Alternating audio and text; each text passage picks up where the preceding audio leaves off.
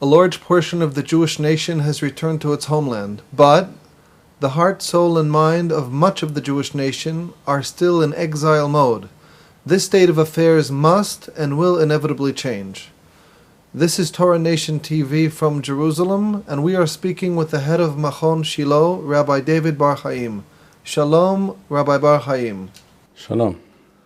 Purim is not mentioned in the Torah, so how did it become a holiday?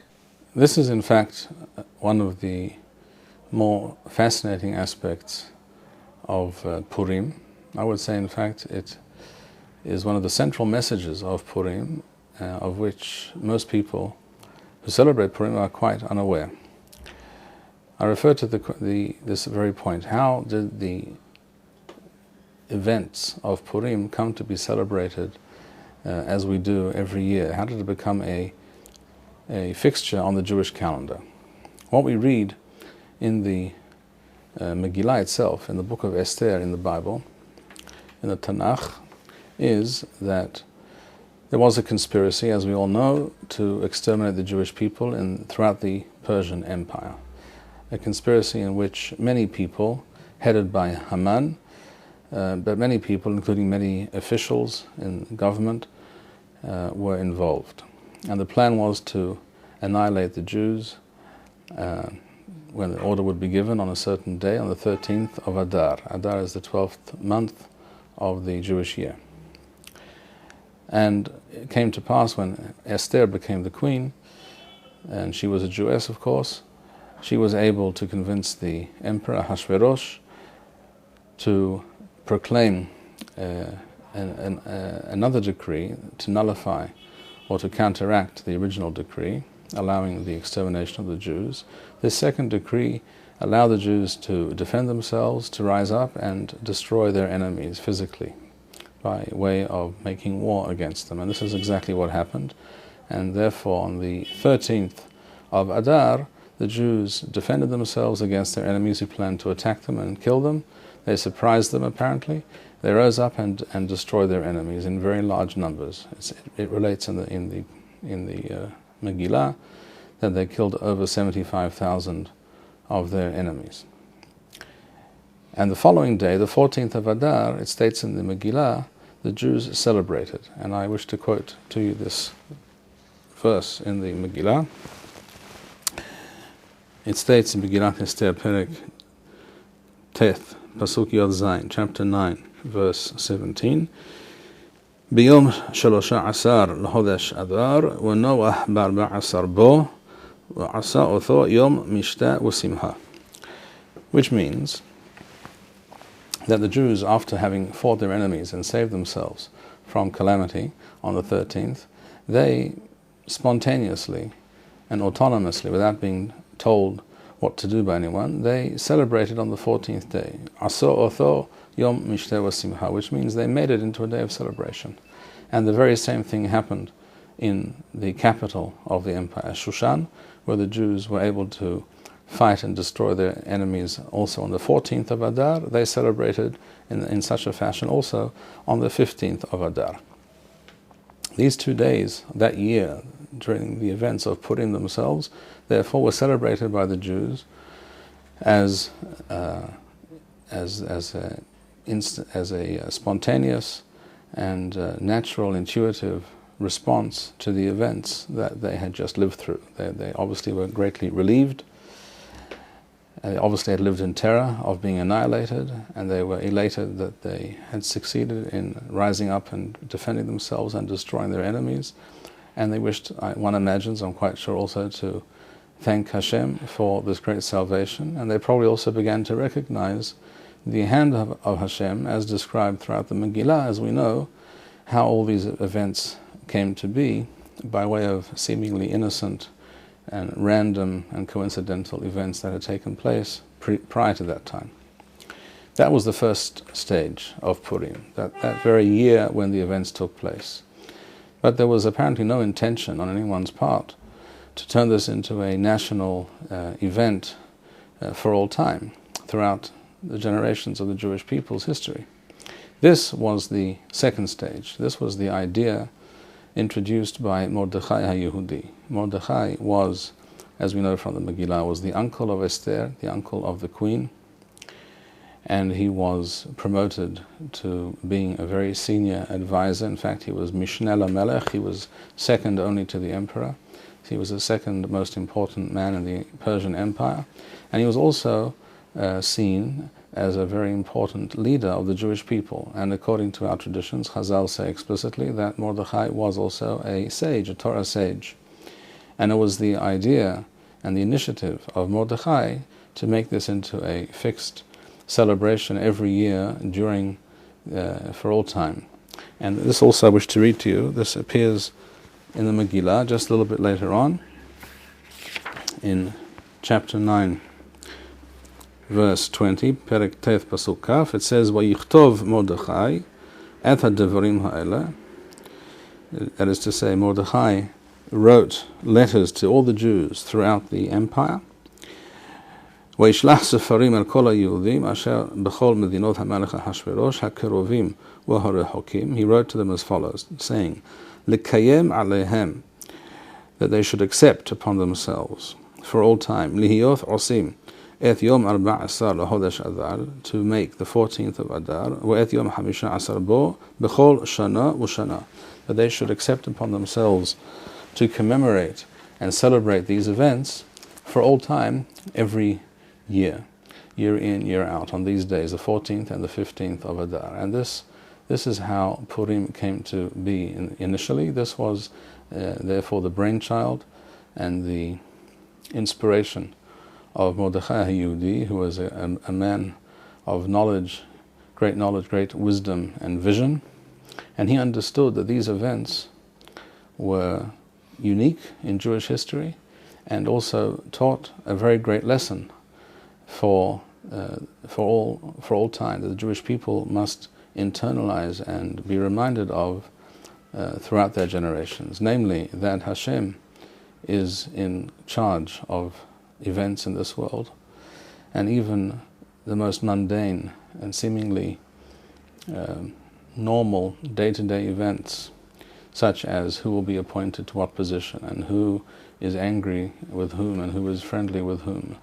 And as we know, many decisions in the realm of politics and diplomacy and business, etc., are often based on such personal contacts and issues.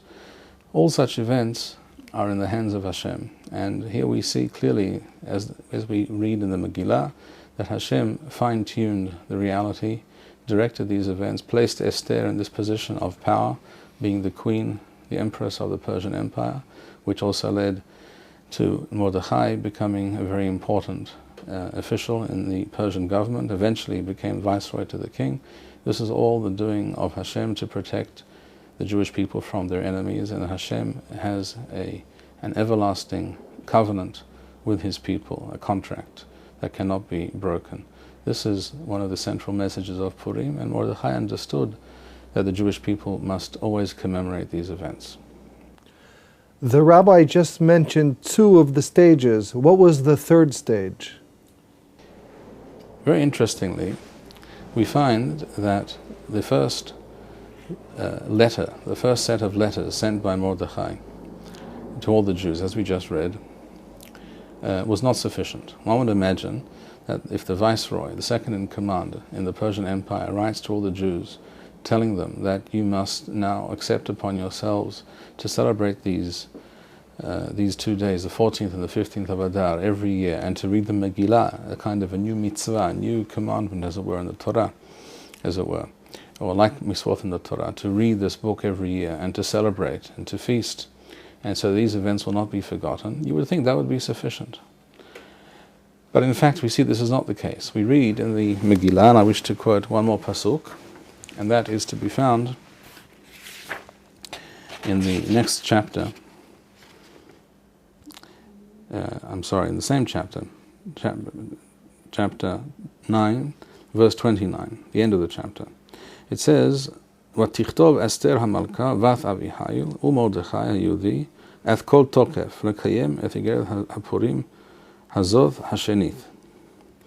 It says, it describes how Esther Hamalka, and she's just explicitly mentioned and referred to as Esther HaMalka, the queen. In other words, stressing the fact that she was using her authority and power as empress, as Malka, to enforce this idea. She, together with Mordechai, it says, Vatichtov Esther HaMalka, and Mordechai, together they wrote again, had to write a second time. It doesn't say exactly how many years after the original events this took place. I imagine it was a year or 2 or 3 after these events, but it is clear that they have to write again in order to ensure that this recommendation and this institution that Mordechai instituted in the Jewish calendar called Purim would in fact become a reality. And this is due to the fact, as we can begin to understand already here between the lines, if it was necessary for Esther to get involved, for her authority to be utilized for this purpose, then apparently there were those who were opposed to this idea of Mordechai. And in fact we see and hear about this more explicitly in the words of Chazal. These are well-known statements in Chazal that I'm about to quote to you, but nevertheless somehow most people have either not heard about them or have read them without really taking in what is being said. We find, for example, in the Talmud Bavli, Masechet Megillah Daf Zayin, we find explicitly the following statement, that Esther wrote to the Chachamim, and I will quote this to you.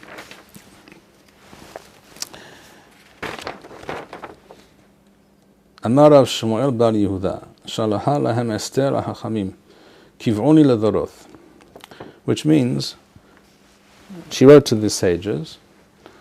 It doesn't say explicitly which sages, but apparently we're referring here to the beginnings of that great assembly, the Anshe Knesset HaGedolah, that was forming at that time. Keep in mind that the Emperor Ahasuerus apparently is the emperor that the Persians referred to by the name of Khoshay Rasha, and whose Aramaic name was Hashirash or Hashirash, and who in the Megillah is referred to as Ahasuerus.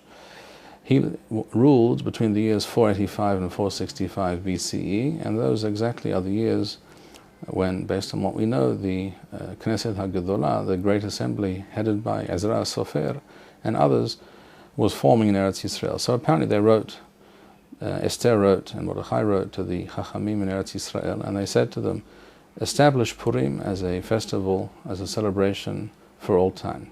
And the response of the Chachamim was as follows.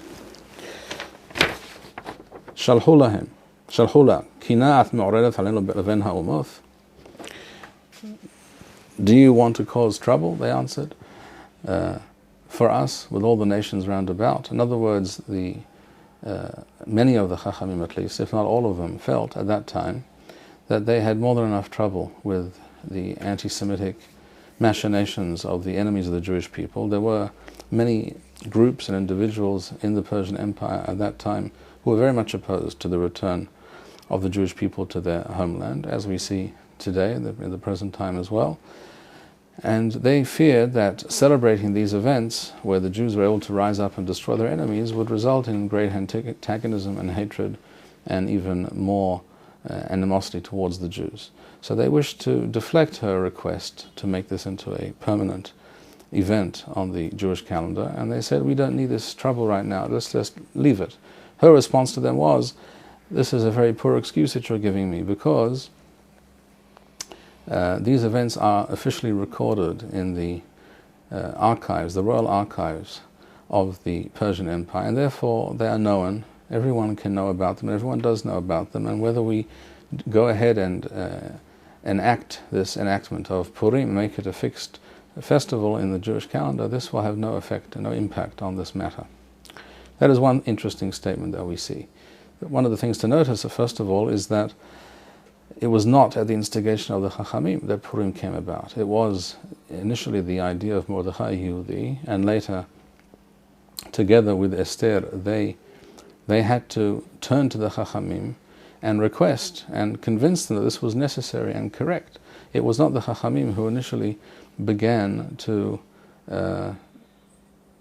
raise this issue. And it was also the fact that the Jews themselves, it says in the Megillah that at Mordechai's suggestion and instigation, the Jews began to do so. The Jews themselves were quite happy to celebrate this event year in, year out, but some of the Chachamim at least were opposed. It seems that most of the Chachamim at this point were opposed, whereas probably a certain minority were on the side of Mordechai. He himself was also considered to be a great sage. But the truth of the matter, as described by Chazal themselves in the Talmud Yerushalmi, was much more profound and meaningful than simply looking at the expediency of the matter at that particular moment in history. I'll read to you what it says in the Talmud Yerushalmi. It says as follows in the Talmud Yerushalmi, Masechet Megillah, Perek Aleph, Halacha Hey. Rabbi Shmuel ben Nachman b'shem Rabbi Yohanan. 85 זקנים ומהם 35 נביאים היו מסתערים על הדבר הזה. First of all, we hear here of a body which includes 85 sages and 30 prophets. One can read it in such a way that the 30 prophets or people on the level of prophecy were included in that number of 85, or one can possibly understand that they were separate.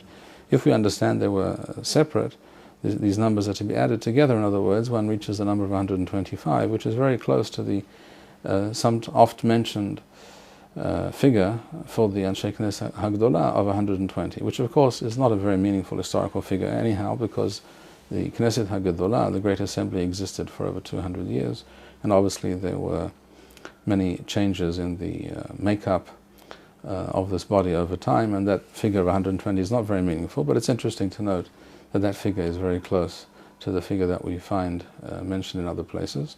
At any rate, apparently the members of the Knesset Hagdolah were very vexed and disturbed by this request. What exactly was the reason for their vexation? It goes on to say in the Talmud Yerushalmi, it says in the Torah, Ele ha-misvot asher siwa Adonai et Moshe al bnei Yisrael behar Sinai. This is a pasuk in Vayikra, the book of Leviticus, where it says, these are the commandments, these are the misvot that Hashem commanded to Moshe to instruct the children of Israel they should do, behar Sinai, at Sinai.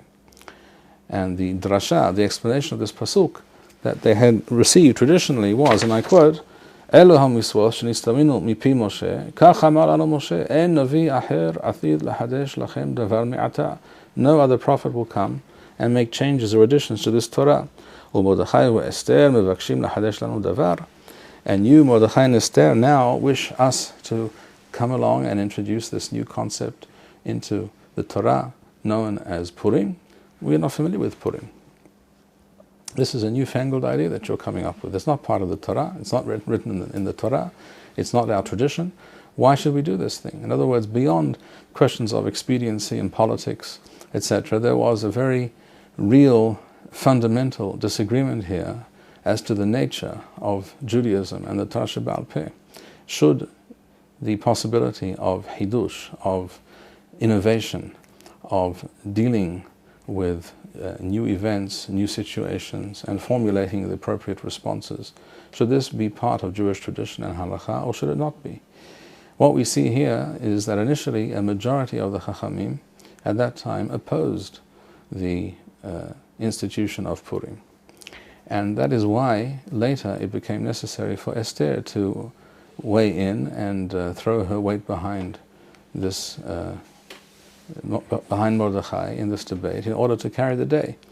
What we're also told later in the Talmud Yerushalmi, that eventually the Chachamim, slowly, more and more of them came over to understand this position of Mordechai and eventually supported this position. And this is eventually how it all became accepted. But it's quite clear, and the Ibn Ezra in his commentary on these Pesukim, referring to the letter sent by Esther and Mordechai together, the Ibn Ezra writes in his commentary that it was the fact that Esther threw her weight behind this that resulted in the fact that Purim eventually was accepted and instituted and celebrated by the Jews for all time. What we see here, therefore, is a very important lesson regarding the events of that time, what exactly was going on. The Megillah itself describes these events to us. And if one can just read carefully what it says, even without really looking much between the lines, And particularly if one does understand a little bit between the lines and reads the explicit statements of Hazal as to what was going on, such as this explicit statement in the Talmud Yerushalmi that the Chachamim were very unhappy with this idea, and how eventually the other point of view, the point of view of Mordechai, was accepted, then we begin to understand that innovation and change in the Torah world are things which are never happily and readily accepted at first by many people, and it often takes time for people of vision and understanding who can see the new realities and who understand that the Jewish present and future must be connected and must flow from the Jewish past, but also understand that the past does not necessarily equal in all respects the present and the future. This was the great debate between Mordechai and Esther, and apparently a minority of the Chachamim, and the majority. And I claim that there was a minority of the Chachamim who adopted the position of Mordechai from the very beginning, because we see in the Talmud Yerushalmi that it states explicitly that they were noseim wa nothanim badavar. They were debating the question until eventually they came to the conclusion that it is possible to institute this new holiday of Purim. If you do not have two sides, if there is no minority opinion, then you don't have a debate. You can't be noseim wa nothanim badavar. So we see that there was this other opinion, but it took time for this position to be accepted. What significance and relevance does all of this have for today? I'll give you, by way of anecdote, a very clear indication of what significance and relevance this has for the present day. Many years ago, Erev Yom HaAtzmaut, in the afternoon, I went to a certain shul, a synagogue here in the neighborhood, to daven mincha, and this happened to be in a shul that is normally on a daily basis frequented both by Haredi Jews and non-Haredi Dati Jews. And it so happened that this minyan for mincha was a rather small minyan of 10 or 11 people. Half were Haredim and half were Dati, Kippot Surugot, non-Haredi religious Jews. And this is mincha before Yom HaAtzmaut, the day that I prefer to refer to as Yom Tekumat Yisrael, Hei B'Iyar, which, as we know, non-Haredi religious Jews celebrate in a manner one could, in some ways, compare to Purim, and Haredi Jews ignore completely. On a day, when davening mincha, on a day immediately prior to such a day as Purim, the custom is not to say Tahanun. So we daven mincha, and the Shliach Tzibur happened to be one of the Haredim in the minyan, and at the end of the Hazrat Hashatz, all of a sudden there was silence for a moment. Everyone looked at each other. What's going to happen now? Are we going to say Tahanun? We're not going to say Tahanun. Half the minyan doesn't want to, half the minyan does want to. The Shliach Tzibur didn't think about it too much. He was Haredi. He sat down, he started saying Tahanun. Those who wished to say Tahanun did, and those who did not wish to refrain from doing so. After the minyan, a small debate ensued. And some people asked the Shliach Tzibur, why did you choose to say Tahanun, even though it really was quite obvious that it was obvious why he would do this, and this was his position. As it happens, he was an older gentleman, I believe a Holocaust survivor, and he was obviously of the opinion that one should say Tahanun, and someone asked him, why do you think so? Why did you do this? And his response was fascinating. And he spoke in Hebrew, but I'll translate. He said as follows. He says, I'm a very simple Jew. I follow the Mishnah Brura, the famous halachic work of the Hafetz Chaim. And I know that the Mishnah Brura does not say that on Dalet B'Iyar in the afternoon, one does not say Tahanun. So I said Tahanun. That was his answer, which I must admit is precisely the answer I would expect from this person, who I might add was a very fine man. I knew him. But of course, the answer is quite irrelevant, because one could not expect that the Hafetz Chaim and the Mishnah Brura could relate to Hei B'Iyar or Dalet B'Iyar in the afternoon, for the simple reason that the events leading up to the establishment of the State of Israel, the day known as Yom HaAtzmaut or Yom Tekumat Yisrael, the date Hei B'Iyar had no significance when he wrote his book, and obviously it was not dealt with. And here you have a classic example of whether it is possible and correct and desirable within the realm of Torah Judaism to relate to new events, new developments, concepts and needs that arise and situations that occur that have not occurred, that have not arisen in the past, and therefore they are not immediately and obviously addressed in Jewish sources, in halakha. And yet it is also clear to thinking people that some response is necessary. It is important that we formulate an halachic response to these realities. And as we know, there are different kinds of rabbis and different points of view, different hashkafot in the Jewish world, and there are those who are more like Mordechai and those sages who agreed with his position, and there are those who are more conservative and traditionalist, shall we say. And this is also not new. We see in ancient times that the two famous sages, Shammai and Hillel. We all know that Shammai was the traditionalist and very intransigent, one could say. When it came to changing halakha, he was for a rigid application of halakha as it had been done in former times, and he opposed innovation. Hillel, on the other hand, who also, of course, believed in the Torah no less than Shammai, understood the essential flexibility and ability for evolution and change where necessary within the halakha. And therefore, we find, it's not a coincidence, that it was Hillel who introduced the pruzbul, which was a method for circumventing the prohibition of demanding the return of a loan after the sabbatical year, because Hillel noticed that this resulted in the fact that the wealthy classes refused to lend money to needy people before the just before the sabbatical year, and this led to a very great crisis for the poor and the needy, and therefore he introduced this concept of pruzbul, which is a great innovation. And it is no coincidence that he was the one who did this, because he had recognized the ability and the necessity of innovation where necessary, where proper, based on authentic Torah principles. And it is also no secret that it was eventually, in the fullness of time, the view and the methodology and the outlook of Hillel and his disciples which became the central and mainstream dominant view of the Chachamim within the Jewish people. And later in Jewish history, a few generations later, we see that another great innovator, Rabbi Akiva, who on many issues expressed views that were very different and sometimes radically different from most of the Chachamim up till his day, on many halachic issues, he also became, in the fullness of time, one of the most central figures in the development of the Torah Sheba'al Peh.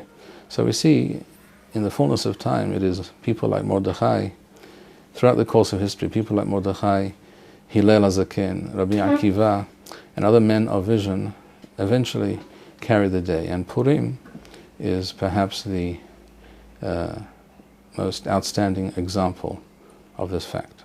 Thank you, Rabbi Bar Chaim. We would like to suggest the following opportunity to our viewers.